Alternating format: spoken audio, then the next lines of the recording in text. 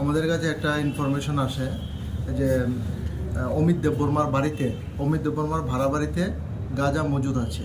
এই খবরের ভিত্তিতে আমি সহ এসআই সুনীশ চাকমা, ইন্সপেক্টর গোপাল শুক্ল দাস এবং স্টাফ টিএসআর নিয়ে তার বাড়িতে রেড করে টোটাল 2টা ট্রলি এবং একটা বাক্স থেকে 34 কেজি গাঁজা উদ্ধার করি এবং তাকে অ্যারেস্ট করে নিয়ে আসি। এই বিষয়ে আমরা একটা স্পেসিফিক এনডিপিএস কেসে একটা মামলা নিয়েছি, যার number 65/2024 under section 20 clause B, clause 2, clause C, 25-29 of NDPS act.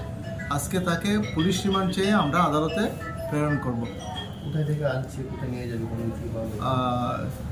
গাঁজাগুলি actually কোথা থেকে এনেছে এগুলো এই ব্যাপারে এখনও ক্লিয়ার কিছু বলেনি। এর ঘরেই মজুদ ছিল বাড়াবাড়িতে। বাজার মূল্য কত হবে? বাজার মূল্য আনুমানিক 1.5 লাখ টাকার মতো হবে। অমিত দেববর্মার বাড়িটা কোন জায়গায়? অমিত দেববর্মার বাড়ি জম্পুজলাতে। এখানে কার বাড়িতে?